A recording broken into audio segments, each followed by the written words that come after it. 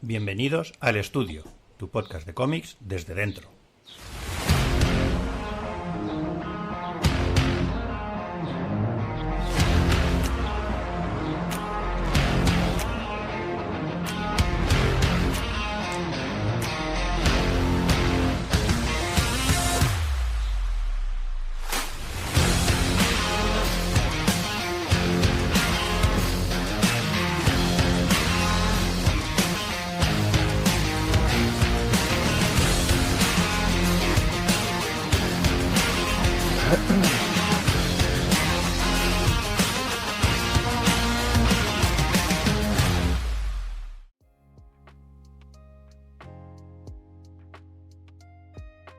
Hoy empieza El Estudio, un espacio para hablar de cómics desde dentro.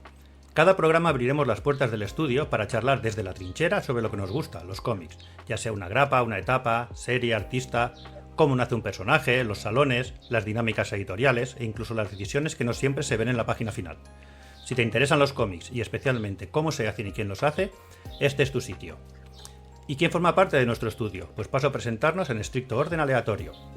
Empezamos por Jorge Fornés, figura destacada del panorama actual, nominado a los premios Eisner y con una amplia trayectoria en Marvel, DC, Dynamite y Aftershock, con obras tan destacadas y reconocidas como Rorschach, Batman, Daredevil, Lobezno, La Patrulla X, Magnus o Hot Lunch. Actualmente está trabajando en un proyecto para DC del cual no podemos decir nada por ahora. Fernando Dañino, con un largo currículum como autor de títulos como Supergirl, Batman y los Outsiders, Superman, Resurrection Man, Tarzán o Blade Runner, esto en Estados Unidos, y con obras como Winter Queen o La Jeune en el mercado francés, y obras propias como Smargel o Cassandra y la rebelión de los niños en el mercado español. Actualmente está trabajando en Conan el Bárbaro e historias cortas para heavy metal. Francis Portela, con una amplia trayectoria en Marvel, DC y Valiant, con obras como Héroes de Alquiler, Lobezno, Halo, Legión de Superhéroes, Linterna Verde, Faith o una larga trayectoria en Pantera Negra, entre muchas otras. Actualmente trabajando en Hyde Street, serie de Geoff Johns e Ivan Reis para Ghost Machine. Cafu, el más joven del estudio para este programa, pero con una trayectoria igual de envidiable. Ha pasado por Image, Valiant y DC, y actualmente trabaja en exclusiva para Marvel. Spider-Man, Pantera Negra, Iron Man, Los Cuatro Fantásticos, Veneno, La Patrulla X, Valkyria Jane Foster y un largo etcétera de obras a sus espaldas. Actualmente trabajando en las portadas de Vengadores y el especial de Pantera Negra encuadrado en Imperial, el nuevo evento de Jonathan Hickman para Marvel. Y aquellas dos sillas vacías del fondo que veis pertenecen a Daniel Acuña y Iván Coello, que hoy son baja, pero a los que tendréis aquí de forma habitual y a los que ya presentaremos adecuadamente cuando estén con nosotros. Ah, y yo, el que os habla, Raúl Arribas, cuya única contribución al medio ha sido gastar cantidades absurdas de dinero en cómics. Dejadme recordar antes de nada que encontraréis todos nuestros programas en Spotify, Apple Podcasts, Evox, YouTube, Amazon Music y todas las plataformas de podcast habituales, que en redes sociales somos @podcastelestudio en Instagram, Facebook, Blue Sky y Twitter, y que si os queréis poner en contacto con nosotros podéis escribirnos a correoelestudio@gmail.com. Para empezar esta nueva aventura, como decíais, hemos querido elegir un tema muy especial. Queremos dedicar este primer programa del estudio a la figura y obra de un referente para los inquilinos de esta oficina, al gran Carlos Pacheco. Dicho esto, Cafu, te cedo la palabra. ¿Por qué estamos dedicando nuestro primer programa a Carlos Pacheco? Pues primero porque ha sido una figura esencial totalmente en mi carrera. O sea, si te tengo que decir quién es la persona más importante o la que más me ha influido profesionalmente, es él, con mucha diferencia. Y luego porque siempre que me proponen algún tema, no sé por qué siempre me viene él el primero a la cabeza. Como que, aunque haya pasado no sé cuánto tiempo ha pasado ya desde que falleció Carlos, pero es como que sigo muy sensible todavía con este tema y me apetece hablar de él todo el rato para que la gente sepa la importancia real que tiene en el mundillo del cómic y de la ilustración y el impacto que ha tenido directo en las carreras de muchos de los dibujantes de mi generación o seguramente de los que están por llegar todavía. Entonces fue un tema que propuse y yo creo que a todos nos pareció bien porque de una manera o de otra creo que a todos nos ha influido Carlos. Entonces contaremos hoy cada uno, me imagino, nuestras experiencias con él, de cómo le conocimos, cómo nos influyó su trabajo y demás. Explica un poquito quién fue Carlos Pacheco para quien no lo conozca, que es muy difícil que alguien interesado en este mundillo no lo conozca, pero explica un poquito quién fue. Pues mira, siempre se habla de él como uno de los pioneros españoles en el cómic de superhéroes americano. Sí que es verdad que hemos tenido algunos casos anteriores, como José Luis García López, pero el verdadero boom de autores españoles y los que abrieron la puerta a lo bestia allí fueron Carlos Pacheco, Salvador Larroca y Pascual Ferry en los años 90, y para mí claramente Carlos Pacheco es el cabeza de lanza de los tres. Entonces es alguien que ha abierto mucho camino allí, porque ya no solo es que entrasen en el cómic americano, es que Pacheco llegó a ser el número 1 de todo el cómic americano, triunfando en las dos editoriales grandes, en Marvel y en DC, trabajando con muchos de los personajes más famosos de las dos editoriales, e incluso consiguiendo cosas que no se habían conseguido antes, como guionizar algunos de los cómics que ha dibujado, como la etapa de Cuatro Fantásticos, o el cómic que hizo de Los Inhumanos fue, ¿no? Con Ladron y con Rafa Marín. Entonces es como que siempre ha sido alguien que ha hecho que los editores americanos, los guionistas y la gente que toma las decisiones dentro del cómic de superhéroes hayan empezado a vernos con mejores ojos a los autores españoles. Y yo estoy seguro de que si no fuera por él y por Salva La Roca y por Ferri, yo no sé cuántos de nosotros estaríamos ahora mismo aquí, pero fue una puerta que abrieron y por la que entramos un montón a lo largo de los años, y solo hay que ver ahora mismo la cantidad de autores españoles que hay allí, que seguramente que después de americanos lo que más hay son autores españoles. Es que eso que comentas además ahora nos parece como muy normal, pero en aquella época, o sea, no lo era nada, porque no solo era el hecho de que fue un dibujante español, sino que seguía viviendo aquí. O sea, no era una persona que se había ido a vivir allí y por tanto, independientemente del origen, era parte de su mundillo, sino que trabajaba desde su casa y eso, pues llegó a unas cotas que hoy en día estamos muchísimo más acostumbrados con gente como vosotros, por ejemplo, pero en aquella época yo lo recuerdo y no, o sea, era una cosa muy, muy extraña, no era para nada. Bueno, y de hecho es que Carlos siempre contaba de la dificultad de esos años para enviar el trabajo allí o para comunicarse con los editores, que no es la facilidad que tenemos ahora mismo, que nos comunicamos de cualquier manera a través de internet y es casi como estar allí en las oficinas de Marvel o DC. En el caso de ellos, de su generación, bueno, José Luis García López, de hecho es que vivía en Nueva York, por eso podía trabajar para ellos.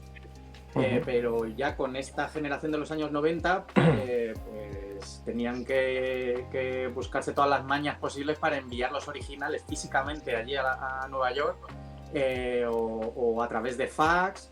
Tenían que comunicarse prácticamente a diario a través de teléfono, o sea que debían tener un nivel bastante alto de inglés, que hoy en día no es algo tan esencial para nosotros.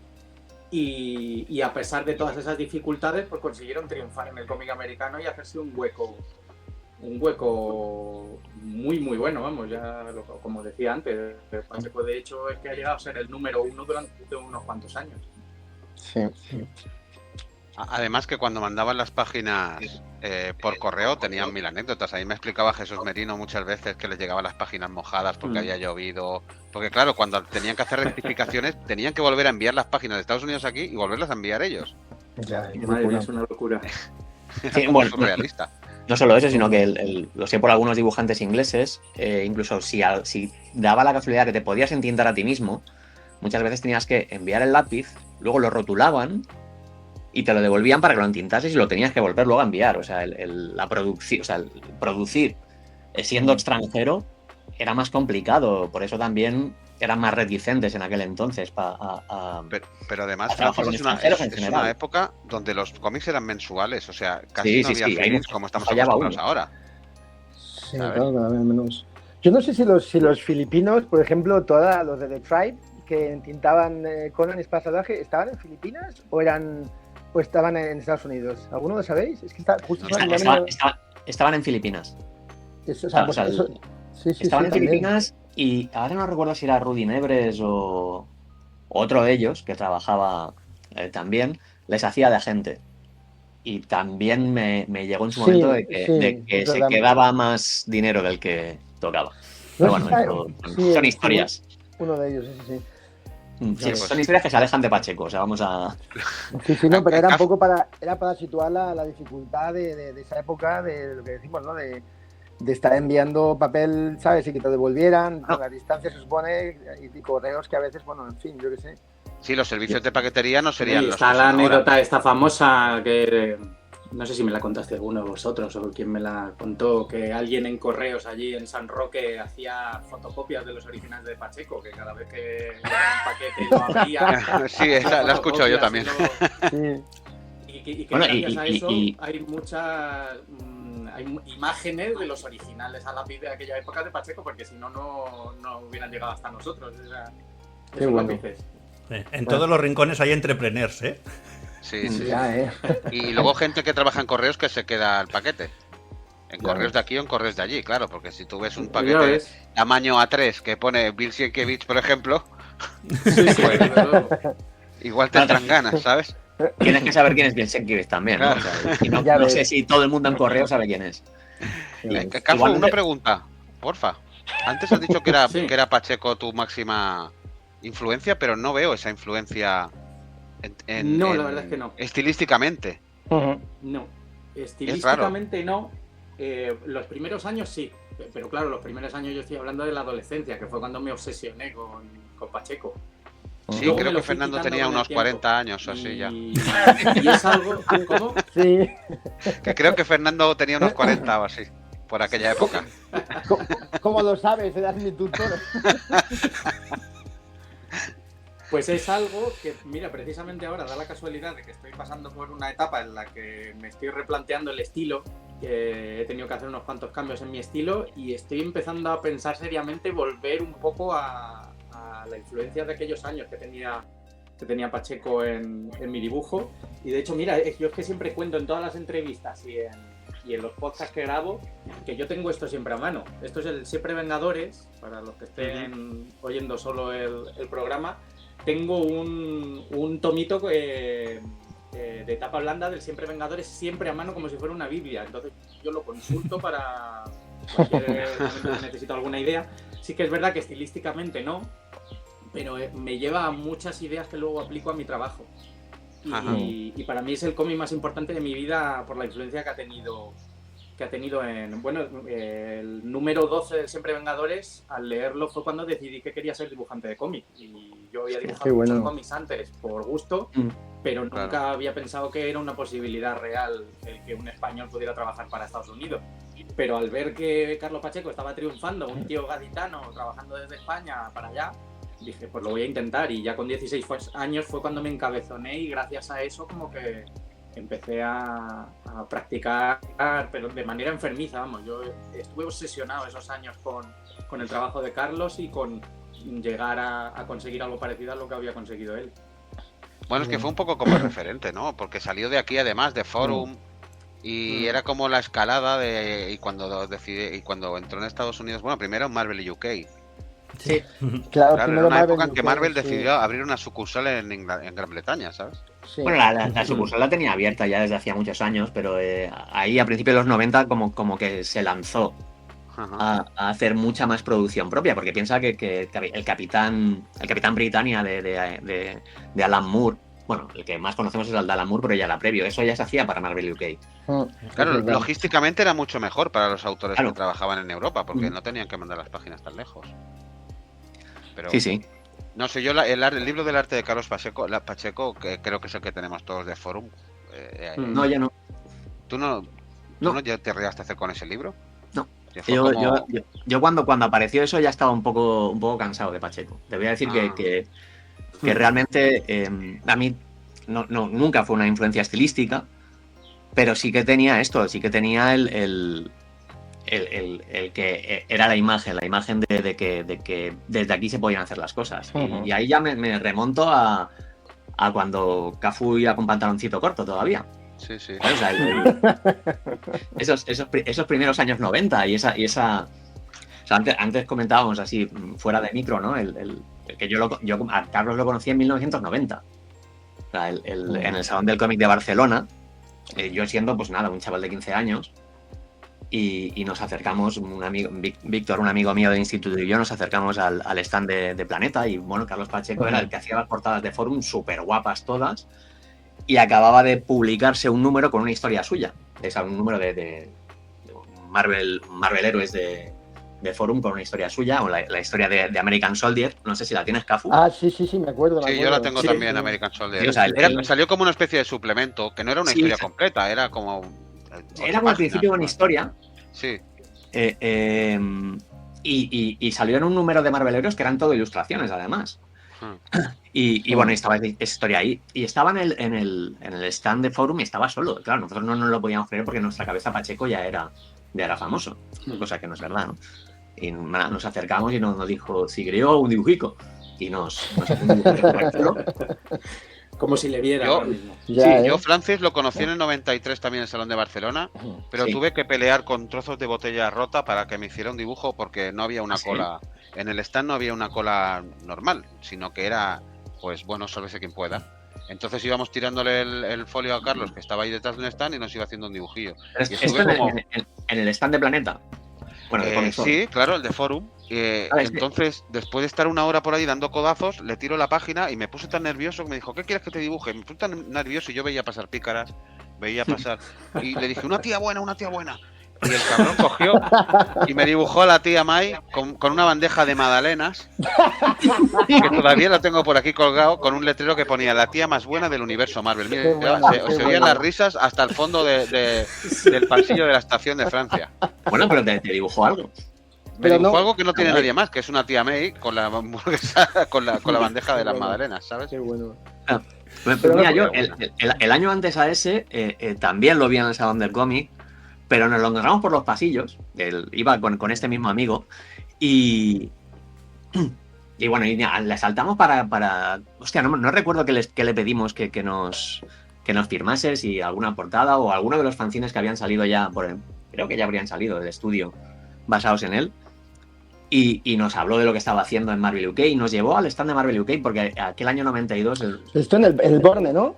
En el Borne, fue el último año del Borne. Ese estuve yo. Sí. Luego ya fue Estación de Francia, creo. Y nos enseñó las páginas a lápiz, que claro, o sea, yo aquí tenía 17 años, o sea, para un chaval de 17 años que te enseñen páginas a lápiz profesionales, pues es hostias. Es una pasada. Y claro, luego lo piensas y Pacheco estaba súper contento en ese momento también porque era su primer trabajo profesional potente. No sé si las páginas serían de Dark Ward, que salió al año siguiente, o del número que hizo de Motormouth o alguna cosa así. Sí. Además, no lo recuerdo bien, pero vamos. Pues yo bueno, te voy a decir porque como estamos comparando las fechas, esta fecha yo lo conocí porque vino a Electra, cuando Electra estaba en la calle, creo que era en Pozas o Pez, y como le hicimos una entrevista abajo, pero vamos, los de Miguel Ángel, dueño de Electra, Alberto y yo, y estuvo contando el argumento del American Soldier que hizo, que luego después, y luego nos habló de Iberia Inc. O sea, que lo estaba ya como haciendo. De hecho, yo vi los bocetos y la idea, los de Electra, que tenían la factoría de ideas, ¿os acordáis? Que publicaban ahí como algunos cómics. Sí. De hecho, me publicaban aquí los primeros GIFE de Tales of the Black Spain. Entonces pensaron en hacer un juego de rol, porque ellos también publicaban Magic the Gathering y Vampire y todo eso, vampiros y todo eso. Entonces pensaron en hacer un juego de rol con los de Iberia Inc. Y yo empecé a hacer bocetos porque en teoría iba a hacer los dibujos de juego de rol. Y al final nada, todo salió por... Y luego al año siguiente fue cuando le vi también en el Born, que vino Paul Neary, creo que era el editor de Marvel UK. Sí, Paul Neary, tengo yo un Capitán América suyo que me hizo ese año. Y de hecho fue cuando conocí por primera vez a Alan Davis y a Douglas Redway, que era también un chaval. ¿Pero tú ya eres profesional, Fernando? ¿Cómo? ¿Tú ya trabajabas de esto? Bueno, historias de la España Negra creo que no me convertí en profesional. Pero bueno, no estaba... Es que yo que tenía 19 años, más o menos, no lo sé, creo, más por ahí, no sé. Y 500 noches. Seguramente sí, si yo tenía 17 tú tendrías 19, o sea que... Pues justo, sí, encaja. Pues Fernando, ahora que has comentado lo del juego de rol, llegó a haber un juego de rol español de superhéroes que se llama Superhéroes Inc., pero no sé si tiene relación con eso. Ah, pues no lo sé. Y te hablo de aquella época, ¿eh? ¿Sí? Sí, yo sé que vi luego dibujos porque yo iba a hacer los interiores, pero vi también portadas y tal, y había de hecho alguno de Fronteriz también, creo, y alguno espectacular, ahí como con grises, con lápices, pero es que no sé dónde acabó todo eso, la verdad. Pues que debe de haber por ahí mogollón de cosas que ni hemos visto. El juego existió, además yo lo recuerdo porque yo jugué a él, pero sí que no sé si tiene relación con esto que comentas que estaban pensando en aquel momento o no. No lo sé, la verdad, no tengo ni idea. Habría, eso seguramente que hay gente que los de Electra seguro que lo saben, no sé qué pasó con eso, la verdad. ¿Cómo vosotros, lo habéis comentado un poquito, pero ¿cómo lo definiríais desde el punto de vista artístico?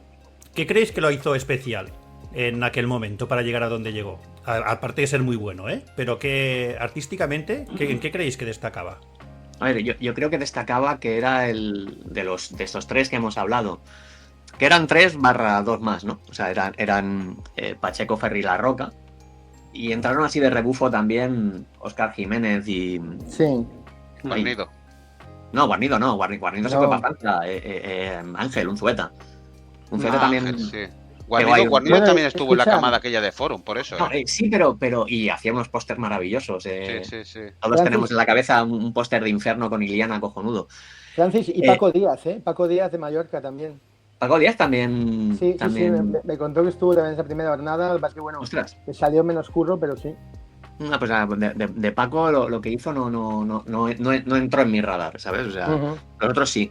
Y realmente Carlos era el que era más americano, ¿vale? O sea, de hecho, yo era muy fan de Ferri ya antes, porque antes de que llegase Pacheco, que es el que nos... Bueno, Pacheco, esta jornada de estos tres, son los que nos hicieron ver que que podíamos trabajar para el mercado americano, los que intentábamos ser dibujantes, pues intentábamos ser dibujantes aquí. Y yo tenía a Ferri como ejemplo de alguien al que le gustaban los cómics de superhéroes, pero creaba su propio estilo y hacía sus propias historias de autor, ¿no?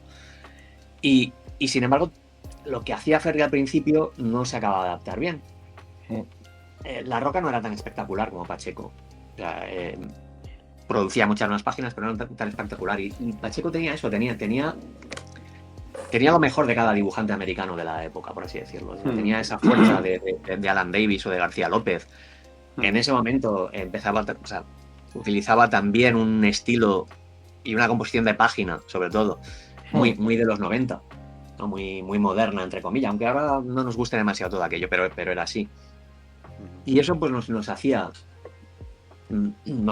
que con la edad que teníamos, nos entrase ese molonismo por los ojos. Sí. Yo lo que le veía... Sí, perdona, Fernando. No, tú. Para mí el rasgo principal de Pacheco, y por lo que ha triunfado, es primero el conocimiento enciclopédico que tenía de los superhéroes de Marvel y DC. Vaya, ¿para qué te dejas de hablar? A la altura... ¿Cómo? Sí. que justo iba a decir eso, ¿sabes? Ah, sí. Dale. Venga, ahora sigue tú con eso. Yo iba a decir que después de eso, yo creo que es que Pacheco era un cerebrito, era súper inteligente. Y aunque no ha tenido un estilo constante a lo largo de los años, él ha sabido adaptarse perfectamente a los locos años 90, que fue de las épocas más estables del cómic americano y de Marvel y DC en concreto. Pero él siempre supo adaptarse a las modas y convertirse prácticamente en el número uno de cada nueva moda que llegaba. Así hasta convertirse en la superestrella que llegó a ser en aquellos años. Entonces es como que supo adaptarse con el tiempo, pero siempre haciendo cómics pues, con una densidad de referencias y de, pues lo que os digo, del conocimiento que tenía brutal por los personajes que estaba dibujando, que al final es como que consiguió convertirse en pues una cabeza visible del cómic de superhéroes, destacando por encima de todos prácticamente en aquella época. Yo ahí rompo una lanza también en favor de Jesús Merino, que hizo que el trabajo de Carlos subiera de nivel también, porque luego cuando entró ya directamente en Estados Unidos empezó a hacer X-Men y tal, que empezó el baile de entintadores que ninguno le iba bien y además que ninguno le quedaba bien. Sí. Creo que su trabajo se resintió después de que Merino no pudiera entintarlo. Los que tenía previos a Merino, lo mismo. Yo creo que excepto Can Smith, nadie... Es verdad, sí. Bueno, miento. Yo vi unas páginas inéditas de la continuación de Dark World entintadas por Mark Farmer y coño, esas sí que molaban. Es que pero Farmer, más, madre mía. Claro, pero más allá de eso... Pero tampoco le pusieron tintadores malos en Estados Unidos. Creo que estaba Art Gilbert y no sé quién más. Pero ninguno le quedaba bien. El Bob Wyacek también le intentó alguna cosa, pero no acaban de funcionar. O sea, de hecho, cosas como Starjammers, se quedaba así como deslucido, ¿sabes? No. Sí. Además, que en el libro este del arte de Carlos Pacheco, que era la primera vez que yo por lo menos accedía a un libro donde podía ver páginas a lápiz de algunos de los artistas que me gustaban y tal, que creo que fue, pues yo qué sé, el libro que más sobé en aquella época junto con el interview de Marta Sánchez. Pues veías las páginas de a lápiz y hostia, flipabas. Y luego veías el cómic final, el Starjammers y no era lo mismo, en absoluto. Y el de Olaf Todes también, di la verdad. Y aún así era el de Pacheco el que se llevaba al baño de todos ellos. Sí, exacto. Por lo menos yo seguro.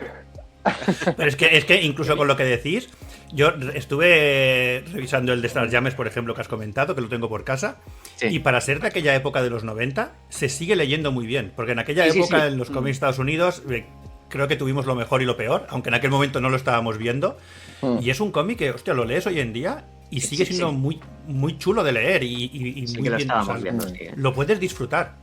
Sus influencias son muy clásicas. Es que venía de leer el Marvel y sobre todo el DC, pero sobre todo el Marvel de los 70.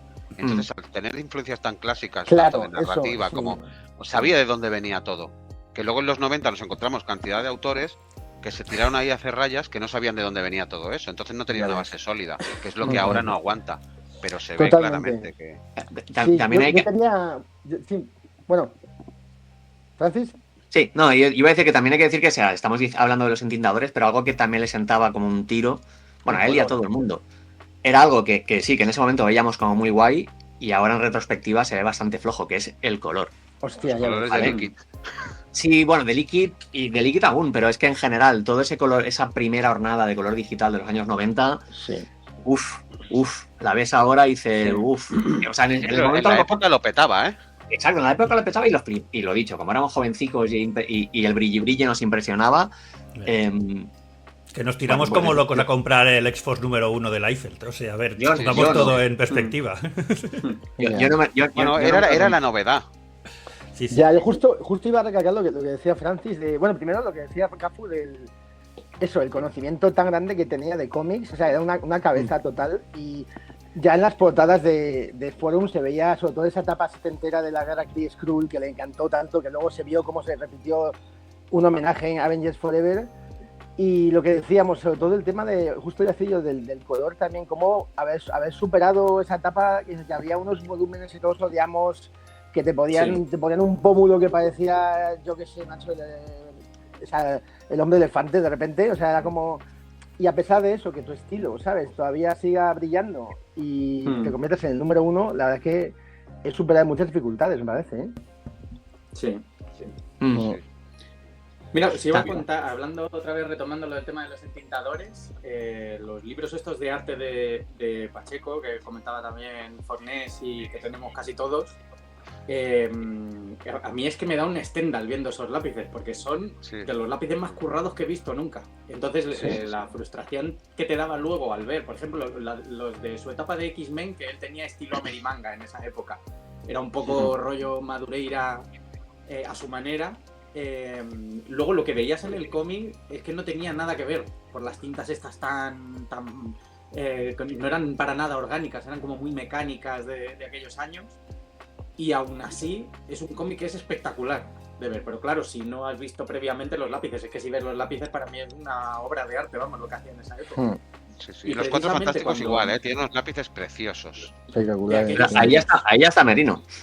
Eso también, el Merino de los Cuatro Fantásticos es que, o sea, le añadía una profundidad y un detalle al dinamismo que tenía el dibujo de Pacheco, que se combinaba eso, como una fuerza narrativa y una anatomía dinámica, y luego el otro metía un virtuosismo de piedrecitas, de detalles, de el equipo perfecto. Joder, yo tuve la suerte, igual que mucha gente, hubo una exposición hace muchos años en el FNAC de Diagonal Mar, que ya no existe. No existe el FNAC allí. Y la verdad, la viste en Galerías Preciados. No. En Galerías Preciados veía los primeros originales de Fernando. Toma, hostia. Los que anunciaban en el nodo, dices, ¿no? Sí, eso mismo. No, el original es de Arrowsmith. O sea, donde yo recuerdo que además los estaba viendo con Raúl Fernández, nuestro amigo entintador. Bueno, aunque ya no es entintador, ya es dibujante. Y joder, estábamos los dos babeando con esas tintas. O sea, es que Merino le dio lo que no está escrito. Yo se lo digo a Jesús muchas veces, que nunca se ha visto el trabajo de Carlos tan bien como con él.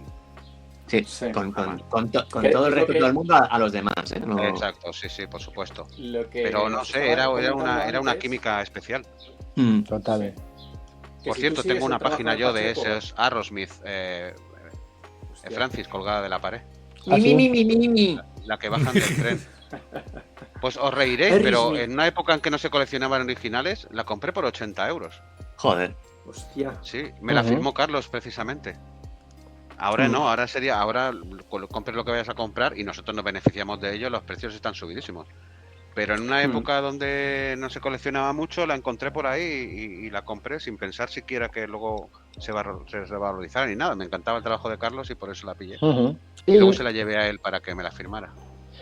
Una cosa que quería deciros, porque es verdad que tras las portadas de Forum y luego saltar al Dark Guard a mí una cosa donde le vi como que me empezó a encantar fue en Bishop.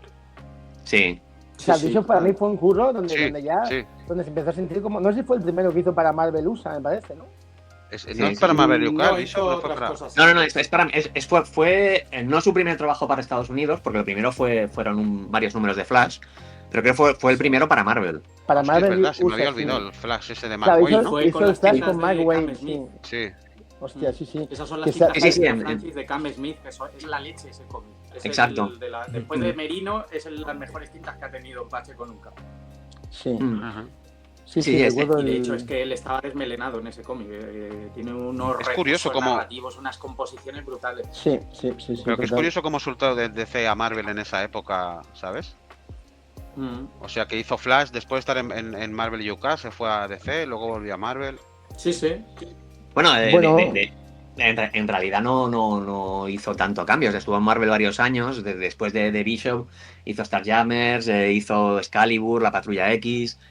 Pero Flash fue anterior a eso. Sí, Flash fue lo primero y no sé cómo sería, pero entraron tanto él como La Roca como Óscar Jiménez. Óscar Jiménez, sí, recuerdo. Y creo que Unzueta también, no estoy seguro. Entraron todos en Flash.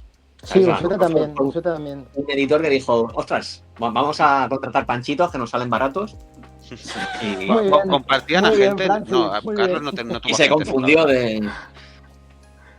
Creo recordar que leí en alguna entrevista de esos libros precisamente que algún conocido de ellos viajó a la San Diego o a no sé qué sitio de Estados Unidos y que les llevó páginas. Algún editor de aquí de España llevó páginas de ellos. Y a través de Carlos pues se abrió la puerta de Flash y al final terminaron entrando.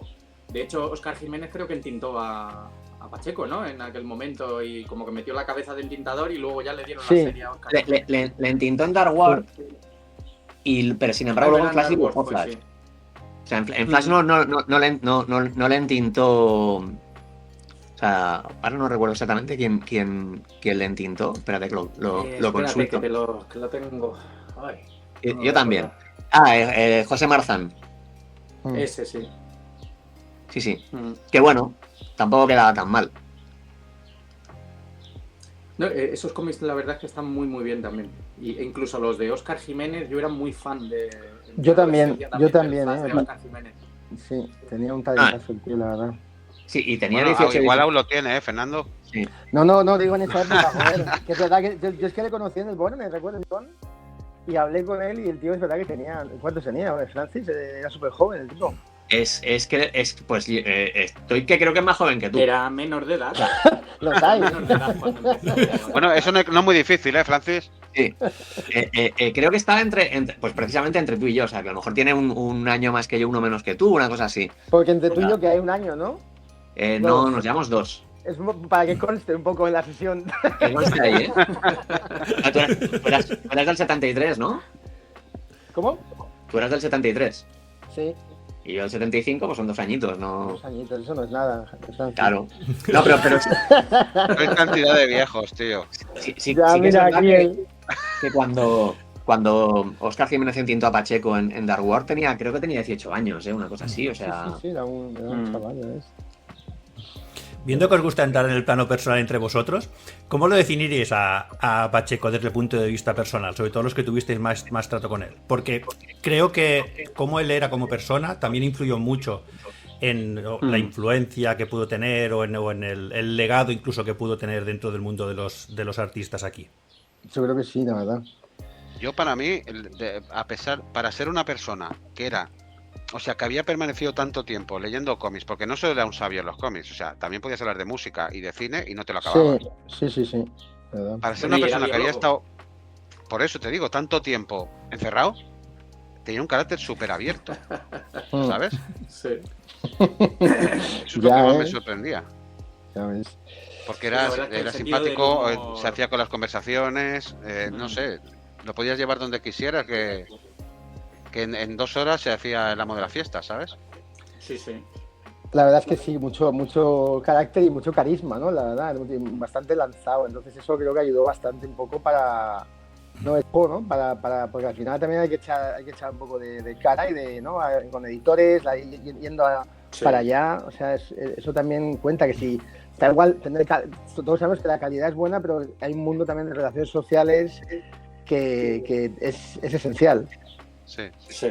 La verdad es que tenía todo el pack, el tío. Era el Jorge Jiménez de la época. Le faltaba solo ser así en plan chulazo modelo, pero todo lo demás lo tenía el tío. Era un relaciones públicas de la leche, con un talentazo, un coco brutal y encima el sentido del humor que tenía que yo me partía con él. Sí, hay veces que se junta esto. ¿Cómo? Que digo que hay veces que se junta esto. No creo que sea tampoco esencial tener don de gentes para trabajar en esto. Pero sí que es cierto que te ayuda muchísimo. Sí, ayuda, claro. Bueno, no debe ser fácil, ¿no? Navegar, sobre todo, exacto, desde tan lejos, navegar todo el mundillo, todo el panorama editorial en las majors. No sé, claro, yo obviamente no lo sé, pero no debe ser fácil hacerlo desde tan lejos, y más en aquella época. Ay, mira, hay una anécdota que me contó Leandro Fernández, ¿sabéis? El dibujante ese argentino que vivía en Barcelona y que es amigo de todos. Y me contó, claro, igual que pues eso, Pacheco y Salvador La Roca, pues tuvieron que ir con contactos en Marvel UK y poco a poco enviando cosas como todos hemos enviado en esa época. Claro, en Argentina estás más lejos todavía y claro, hay un carácter todavía más lanzado, ¿no? Entonces me contó que se fue con Eduardo Risso, que no sabe cómo sacaron dinero, y se fueron a Image porque dice que les encantaba Image y vieron la dirección de los cómics y se pillaron un billete desde Buenos Aires, de Rosario hasta Los Ángeles. Se alquilaron un coche, todo esto para ir imagínate, como ir en persona. Y dice, cogen ahí Risso y Fernández y cuando llegan a la dirección era un apartado postal. Hostia, qué bueno. Dice, vimos la cajita de correos. Me pareció brutal la historia. Luego ya al final creo que siguieron con la editorial y al final consiguieron trabajo, ¿no? Pero es que me parece tan lanzado irte ahí y encontrarte un apartado postal y hostia. Ya ves. Bueno, claro, no existiría internet todavía como para comprobar. Claro, ¿qué va? Es que había que tener narices para en esa época tirarte a la piscina e intentar trabajar para una editorial americana, que ahora mismo la verdad. Si es que ni siquiera era fácil comprar los cómics. O sea, si en aquella época la forma de comprarlos, si alguna de las pocas tiendas que tenían el previews y hacían ahí el pedido. Es que en Barcelona sí que era fácil. O sea, tú te ibas en Gigamés y pedías a través del previews, entonces... A Gigamés y Norma, pero ya está, Frank, y la Gigamés es donde iba yo, por eso digo, pero que para es tan fácil. Material americano. Bueno, Gigamés... Tenías en Gigamés, tenías en Norma, tenías en Antifaz Comics, tenías en Continuará, No sé, a mí realmente no se me hacía difícil. Si no era en un sitio era en otro. Tenía, de hecho, casi todos estos números uno de las miniseries que hizo Pacheco al principio, yo me los compré en inglés. ¿Sabes? Luego ya en Barcelona, eso me refiero que eso me refiero, que si vivías en Barcelona, yo porque vivo cerca de Barcelona y iba a Barcelona, pero si fuera de Barcelona a Madrid y puede que alguna otra ciudad, no era tan fácil, o sea que incluso comprarlos no era fácil, o sea que trabajar tenía que ser un poco una pesadilla. Claro, yo en otras ciudades, sobre todo pueblos, flipo como hay gente que se puede haber interesado por los cómics, o sea, sí que me cuentan historias bizarras de me llegaba un número de Comics Forum el 17 de la Patrulla X y luego ya el 22. ¿sabes? O sea, pero porque estaba el kiosco también, que es una pena que el kiosco llegaba casi a todas partes, claro. Claro, yo lo compraba en el kiosco.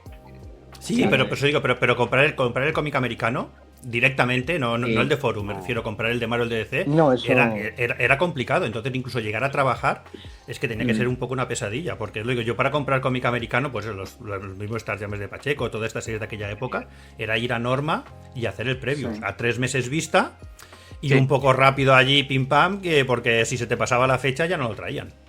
Yo recuerdo que me trajeron un Classic X-Men, un conocido que fue a Estados Unidos y lo tenía en una carpeta como si fuera oro puro aquello, ¿sabes? Sí, porque además también estamos acostumbrados que el desfase temporal es breve, pero en aquella época los cómics, los de aquí, igual iban un año y medio tarde. Sí, un año y medio tarde. Sí. O sea que incluso en las series grandes, claro, en la Patrulla, Spider-Man y eso, era entre año y medio tarde. Que hoy en día no se publicaba, mucho no se publicaba. Claro. Recordemos que el Born Again se publicó de complemento de Spider-Man. Sí, es que... el Power Pack jamás llegó. Había muchas cosas que... Quien dice Power Pack, Power Pack aún se publicó como complemento, pero el Iron Fist Power Man nunca se publicó, por ejemplo. ¿Sabes? O sea, la serie de, yo qué sé, Miss Marvel. Pero ¿cómo que no? Eso en Vértice, ¿no? ¿En Miss Marvel, sí? Sí, Miss Marvel en Vértice y el Power Fist Iron Man también. Yo tengo los números de Kerry Gamil de hace la Dana, pero eso era Vértice, creo que era. Yo qué sé, la de Dazzler, la primera de Hulka, los Micronautas, más allá de los primeros números de Golden. No, la primera de Hulka fue Bruguera. Sí, joder, yo es que, ¿ves? Claro. O sea, sí, hay Hulkas de Bruguera, sí. Yo ahí es que no habíamos nacido nosotros. Claro, no, por eso yo estabas tú. Estaba Fernando solo cazando mamuts. No había niños, como decía Chiquito. No había niños. Jugaba solo porque no había niños. Luego inventaron los niños, fue fabuloso. Estaba Fernando donde todo esto antes era campo, ¿sabes? O sea... Volviendo a Pacheco, lo del tema de hecho, la dificultad... Sí, la dificultad de encontrar los cómics es que él contó muchas veces que él tenía un poco más de facilidad acceso a esos cómics gracias a Gibraltar, a todo lo que llegaba de claro, es verdad. Claro. Y por eso es tan melómano con la música. Le pasó lo mismo con los cómics, la música, y tuvo un montón de influencias ahí anglosajonas que yo creo que se nota totalmente su personalidad. Vamos, y en los temas de conversación, que es que le flipaba la cultura americana e inglesa. Ya ves, Claro, tenemos que saltar ahí. Si tuvieras que elegir una obra suya, empiezo por ti, Cafu, que creo que antes ya nos has deslizado cuál sería. Sí. ¿Cuál elegiríais? ¿Es obra, etapa o tomo, lo que fuera? ¿Y por qué? Yo es que es rápido, el Siempre Vengadores es que mi cómic de superhéroe favorito y el más importante de mi vida, entonces no puedo quedarme con otro. ¿Y por qué? Con Merino, que vamos, era el equipazo definitivo. ¿Qué tiene el Siempre Vengadores para que te genera tanto impacto? Y aún lo sigas teniendo, como has enseñado antes, justo al lado, casi como obra de consulta. Pues es como que a través de los años le he ido descubriendo cosas nuevas. Cuando yo lo descubrí en la adolescencia, me pareció lo más realista, entre comillas, que se podía hacer con tinta en blanco y negro, con estilo de superheroico. Luego ya con los años he visto que tiene no es de los dibujantes más realistas ni mucho menos de aquella época y tenía una estilización bastante bestia. Pero sí que eso fue lo que me llamó la atención al principio, y luego ya con el tiempo, pues lo que decíamos, que es que la cantidad de referencias que puede haber por página, la densidad que hay, es que es alucinante. Las composiciones, miles de personajes por página en plan George Pérez y manejando una cantidad de información que yo sería incapaz de hacer eso en cualquiera de mis páginas o en cualquiera de mis cómics. Y de hecho, con los años, yo tenía tanta obsesión con el Siempre Vengadores que cada vez que tenía oportunidad de hablar con él, según le iba conociendo en firmas y tal, le daba el coñazo con el Siempre Vengadores siempre, y él se notaba que estaba hasta las narices ya de hablar de Siempre Vengadores. ¿En qué lo notaste? ¿Que salía corriendo cuando te veía? No, que yo le decía, Carlos, tu trabajo favorito, lo mejor que has hecho nunca es el Siempre Vengadores, ¿a que sí? Y él decía que no, siempre él decía que era el último que había hecho. En ese momento me parece que estaba con Ultimate Thor y me decía que eso. Y yo torcía el morro, digo, no me lo puedo creer. Le dabas la pregunta y la respuesta, ¿no? La pregunta y la respuesta que esperabas. Y luego otra cosa con la que me voló la cabeza, que eso se lo pregunté años después, es cuánto había tardado en hacer Siempre Vengadores, porque a mí no me entra en la cabeza que esto se puede hacer a número al mes, un número al mes. Y decía que sí, que se hacía una página diaria y que el cabrón se hizo los 12 números en 12 meses, sin descanso.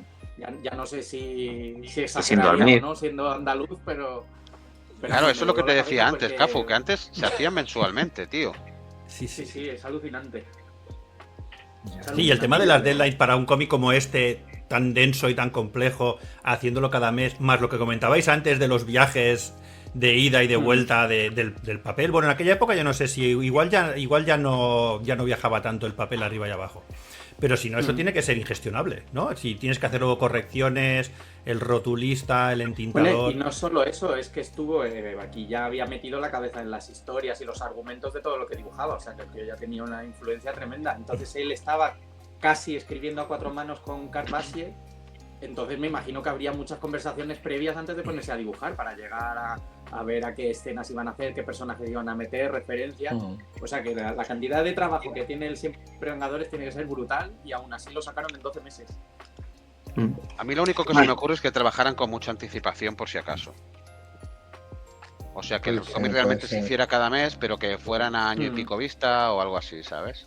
Hombre, año y pico vista no lo veo yo, ¿eh? ¿No? O sea, no lo veo yo porque ya sabemos que esto pocas veces se hacen las cosas a año y pico vista. Sí, pero luego ves, por ejemplo, que el Watchmen también se hizo mensualmente, que dices, hostia, tío, ¿sabes? Sí. O sea, y ahí sí que se lo entintaba el propio Dave Gibbons. Pero eso no dice Estamos hablando entonces que os habéis vuelto un poco blandos con el paso de los años. Somos un poco como el meme de los perros, ¿sabes? Ese meme que sale el perro fuerte y el otro pequeño. Uy, se me ha roto la punta de la Cintiq. Este mes no entrego. Pues algo así. A ver, o sea, un poco eso y un poco que también nos hemos vuelto un poco viejos. A ver si el que ya dibujar tantas horas como dibujábamos antes, tampoco ya nuestro cuerpo lo aguanta tan bien, ¿eh? Sí, bueno, claro. Luego ves a gente como Dan Mora y tal, que se lo dibujan todo y dices, bueno, pues quizás sí, me estoy haciendo viejo. Sí, o sea, bueno, el caso de Dan Mora es también... Para estudiar. Sí. Francis, si tuvieras que elegir tú un cómic de Pacheco, ¿solo uno? ¿Cuál es para ti el más destacado? Arrowsmith. Para mí es Arrowsmith. Aunque tiene otros que seguramente pueden parecer mucho más espectaculares, yo es donde le veo que alcanza la madurez, ¿vale? Donde veo que todo está hecho ya más por algo muy concreto. Hasta entonces había un punto que a lo mejor es lo que piden los superhéroes, ¿no? De flipamiento en algunos sitios, que ahora con el paso del tiempo veo, no sé si decir innecesario, ¿no? Y ahí sí que lo veo perfecto. Y además, bueno, como hemos comentado antes, Jesús Merino ahí está acompañándole de forma magistral. Ya había hecho cosas antes con él. Bueno, ya había hecho todo antes con él. Ya había hecho Siempre Vengadores, Los Cuatro Fantásticos y alguna cosa más, creo. Pero ahí es donde los dos lo dan todo. Y donde veo a Pacheco más Pacheco. No sé cómo decirlo, ¿sabes? O sea, esas influencias de la Marimanga que comentábamos que tenía en la Patrulla X ya no están. Esas influencias de otras cosas ya no están. Y es donde le veo más a él, su estilo. O sea, 100%. Y es lo que me quedaría, sin más. No... ¿Tú, Jorge? Yo, bueno, me gustó mucho el Siempre Vengadores también cuando salió. Me gustó mucho los primeros números de Los Cuatro Fantásticos porque era algo tan detallado que yo no había tenido acceso, sobre todo cuando vi los lápices, me quedé flipando. Y el Arrowsmith por ser su proyecto más personal. No sé, si tuviera que escoger el que más impacto me produjo en aquella época, aunque suene a tontería, ese American Soldier que publicaron como con 4 o 5 paginillas, que era la primera vez que veíamos a Pacheco hacer un cómic secuencial casi, o por lo menos la primera vez que yo lo veía, porque lo había visto en portadas de Forum y cosas así, pero aquello fue como decir, hostia, este tío realmente, si quisiera hacer un cómic para Estados Unidos, podría. Era como la referencia, pero no la referencia ni por el trabajo, ni porque también era excelente, por la cercanía. Porque era como, joder, este tío es de aquí, y si este tío lo hace así de bien, ¿por qué no puedo hacerlo yo algún día? ¿sabes? O sea, es el sí se puede. Ese sí se puede me motivaba más que cualquier otra cosa. O sea, estás diciendo básicamente que el primer disco es el mejor, ¿no? Es así, en plan, ¿no? Por lo menos fue el que más impacto me produjo, porque luego cuando ya te acompaña la edad y luego ya la publicación en España ya fue a más, empezaron a publicar mucho mejor ya Forum, IDC, 5, entonces ya te van llegando más inputs de otros autores que quizá te gustan más por estilo o ya descubres que el mundo no era solo el Marvel y el de los 70 que publicaba Bruguera y tal, entonces ya se te abre mucho más el abanico y se te dispersa la atención. Pero en aquel momento fue como, hostia, este tío, yo recuerdo haberlo descubierto, aparte de lo de Forum, ¿os acordáis de aquel concurso de superhéroes que él hizo las ilustraciones de los 3 primeros, que las publicaron en póster? Pues esos pósters los tenía yo puestos en la habitación, creo que uno era un cura, el exorcista, pues eran como 3, sí. Te voy a decir una cosa, Jorge, ¿sabes quién creó el personaje ese del exorcista? ¿Quién? Diego Olmos. Ah, no jodas. Ah, sí, creo que lo estuve recordando hace poco y dije, hostia, sí, que es Diego Olmos, tío. Sí, Diego Olmos fue el subcampeón, creo, del concurso este. Qué fuerte. Sí. Claro, es que al no haber internet ni nada, la única forma que tenías de interactuar con todo ese mundo era pues estas cosas. Y Forum y Planeta lo entendieron muy bien para la gente que trabajaba allí. O sea, fue la primera vez que podías interactuar un poco con el mundo que había detrás de los TVOs, ¿sabes? ¿Y para ti, Fernando, si tuvieras que elegir una? Pues es que como habéis mencionado ya el Avengers Forever, que yo creo que también es para mí lo más completo que tiene, pero voy a decir el Bishop un poco por no reiterarme y porque lo que te digo fue el primero que descubrí yo, así que dije, hostia, está en su salsa, ya está empezando a tomar mucha forma. Y luego una cosa que ha dicho Francis, que para mí hay un punto en el que obviamente que Carlos fue evolucionando con el tiempo y hacia yo creo que un mayor formalismo y más realismo. Pero hay un punto de la parte inicial, aunque tenga mucha influencia en Marimanga y todo eso, y muy de la época, y no nos guste ahora mucho, pero para mí había más esencia en esa y más fuerza en esa parte inicial que luego en la parte final. O sea, el realismo y el academicismo que fue ganando con el tiempo, para mí, ganó en calidad, pero fuerza un poco, para mí, en expresividad. Sí. Bueno, es que la época que empezó a aplicar influencias japonesas en su trabajo, también es la que un poco veíamos un poco de Akira, de todo aquel primer manga que llegaba, ¿sabes? Sí, que en aquella época Crying Freeman, Mai de Psychic Girl, todos aquellos. Madureira era un nombre muy importante en Marvel, en el cómic americano. Influyó mucho en toda la época de la era de Apocalipsis y un poco los años anteriores. Tenía muchísimo peso Madureira dentro incluso de la estética en la que se estaba definiendo el cómic americano. Madureira, que este mes vuelve a dibujar portadas para la Marvel, no sé si lo habéis visto. Es verdad, ¿no? Sí, justo lo vi ayer. Ha vuelto. Otro que de la tumba. Que empezó con 17 años, empezó Madureira en Marvel a petarlo. Y a mí me creaba ansiedad, porque yo cuando... Era Inmadureiro. Inmadureiro. Pero era un poco el signo de los tiempos, ¿no? Sí, era lo de los 90. No hay tanta gente, o sea, no hay tanta ya, gente pero algunos de los Image Boys eran muy jóvenes. Sí, Scott Campbell o Jay Lee también empezó con 18 años, o sea... Jim Lee también. Y si te vas para atrás... Miller y Adams, ¿no? Recordemos qué edad tenían Miller y Mazzucchelli cuando hicieron Born Again, que antes lo hemos comentado, o sea... 20 y pocos, casi. Y Miller en ese momento... ya estaba, sí, creo que tenían 25 y 26. Y Miller ya en ese momento ya era como ya lo ha hecho todo, que ya ha hecho Daredevil, ya ha hecho Ronin y venga, y dices, joder. O sea, con esa edad ya se ha pasado todas las pantallas al dibujo. O sea, claro, también en otra época, vivían en el meollo, se relacionaban con ellos, estaban todo el día ahí, ¿sabes? Entonces... Sí, es que igual estoy equivocado, pero es que jura... No sé si leí en algún sitio que Rob Liefeld era incluso menor de edad cuando empezó a petarlo. Pues no sé si cuando empezó a petarlo, pero podría ser cuando empezó a... O sea, es que confundimos los primeros trabajos con petarlo, ¿no? Pero yo creo que cuando hizo a Connie Paloma, sí, también tenía 18 años o así, no era mucho más mayor. Pero vamos, o sea, si ya nos vamos a lo más exagerado, el que fue editor de Marvel, el Jim Shooter.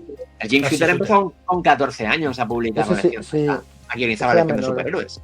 O sea, Que de hecho era un adolescente que mantenía a su familia con lo que sacaba de hacer los guiones. O sea, imagínate. O sea, y nosotros aquí ya una banda de cincuentones y un cuarentón hablando de estas cosas. Y sin haberos comprado aún ningún castillo que yo sepa. No. También se ganaba antes más dinero, creo yo, ¿eh?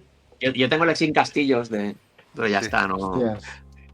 Bueno, esa es otra cosa, que siempre se habla de las dificultades que tuvieron en esa generación, pero poco se habla de la pasta que ganaron con el cambio a la peseta, del dólar a peseta. Ya ves, sí. Que con el cómic y con lo que se vendía. Sí, total. Y no solo eso, sino que los raids eran superiores. Los raids seguían siendo superiores a día de hoy, casi. Me parece que lo hablé yo con él también, que yo me quejaba de lo poco que ganábamos ahora mismo en comparación con su generación, y él dice que ellos se quejaban de lo poco que ganaban comparado con los de Image. O sea que por 5 años no habían llegado a la época de hacerte rico de verdad dibujando cómics. Bueno, es que los de Image en cuestión pasta lo petaron ahí muy fuerte, o sea... pero fue porque por la especulación que hubo con las 1000 portadas y las portadas con brilli y estas cosas, bueno, se vendían. Pero al final se lo buscaron ellos, ¿eh? O sea, ellos montaron su editorial, ellos cogieron y se fueron, y que en el momento de hacerlo no tenían nada claro que aquello pudiera ir bien, pero... O sea... Sí, pero incluso cuando se fueron a montar la suya, era el momento que lo estaban petando fuertísimo en las majors. En aquel momento eran las estrellas indiscutibles. Sí, pero que tampoco se vendía mucho más nada que no fuera Marvel y DC en esa época. No. Sí, el riesgo de irte a montar tu propia editorial estaba clarísimo. Y de hecho entiendo que es lo que pensaban Marvel y DC, que al final lo que vendieran los personajes y no los artistas. Incluso te diré más, o sea, casi todas las editoriales de que los años 80, alternativas, independientes de los años 80, habían ido a menos. O sea, porque en los años 80 puedes encontrar un montón de cosas así bastante independientes que funcionaban más o menos bien. Y casi todas habían ido hacia abajo cuando surgió Image, o sea que... Malibu y toda esta gente que eran los que apenas publicaban material independiente. Luego siempre salían bombas como las Tortugas Ninja y tal, pero esas eran las excepciones. Yo hablo de First Comics, por ejemplo. First Comics. Mira que First Comics tenía un plantel de dibujantes guapo, ¿eh? Tenía Miñola. Por eso. Tenía Miñola. Igual la única que aguantaba bien era igual la única que aguantaba bien era Dark Horse, pero porque tenía licencias que tenían mucho tirón. Bueno, Dark Horse lo petó con lo de Legend, que empezaron a darle libertad y eran como al principio los creatorones. Además ficharon para aquellos 5, creo que era Byrne, Miñola, Miller. ¿Quién más había en el primer Legend? Arthur Adams, con el Monkey Man and O'Brien. Y Adam Hughes con Ghost, Simonson, ¿no? Simonson llegó luego. Sí. Adam Hughes con Ghost. Sí, puede ser. Sí, pero eso no era Creator Owned. No, eso era posterior, creo. Sí.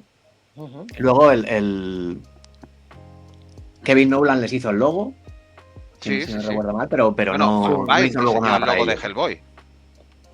O sea, que es que había también entre ellos... Y Frank Miller publicó Sin City con ellos, o sea... Sí. Sí, todo lo que hicieron de licencias de Alien, de Predator, de Star Wars, que al final esto, quieras que no, tenía bastante... Sobre todo en aquella época tenía bastante tirón en el mundo del cómic, porque antes no se había hecho nada así. El Robocop de Miller. Sí. Pero bueno. Bueno, pues no sé si se os ha quedado algo que quieres comentar de Pacheco antes de despedirnos. Pues siempre quedarán cosas, porque siempre te acuerdas de cosas. Está claro. Pero vamos, no sé. Pues si os parece bien, damos por... yo me he reído de Jorge cuando ha dicho que lo que más le gustaba era el American Soldier, pero luego la mayoría, todo lo que hemos dicho, son de sus primeros trabajos, como quien dice, lo que más nos ha gustado. Bueno, es que yo no me he basado tampoco en la calidad del trabajo, sino el que me produjo más impacto en su día, ¿sabes? Sí. A mí eso, pues simplemente esas 8 o 9 páginas. Hombre, eso es lo que bueno, ya antes lo comentaba al principio también. O sea, esto nos impactó a todos en el momento. Todos los que aunque éramos chavales, dibujábamos y teníamos como sueño el poder llegar a dibujar, veíamos que ese sueño era posible. ¿Sabes? O sea, creo por lo menos que alguien lo había conseguido, ¿sabes? Sí, que alguien lo había conseguido. Y eso, bueno, pero si alguien de aquí lo conseguía, lo hacía posible. ¿sabes? O sea, algo que a priori veíamos como un mundo lejano, nos lo acercaba. Sí, aparte del orgullo típico de estas cosas de, coño, este es de aquí, ¿sabes? Este es nuestro. Que eso siempre te lo da, ese plus. Yo os quería contar, la última vez que hablé con él, porque yo le conocí muy joven. Yo la primera vez que le conocí fue en Avilés en 2001, que fue cuando cayeron las Torres Gemelas. No sé si alguno de vosotros estuvisteis justo en esa edición de Avilés. Sí, yo estaba ahí también. Sí, pues no te recuerdo. No se acuerda de esa edición porque nos pilló justo el atentado de las Torres Gemelas allí. Y yo fue cuando conocí a Pacheco. Y para mí en ese momento era una rockstar total. Y para mí en ese momento era una rockstar. Uy, creo que me estoy oyendo doblado por ahí.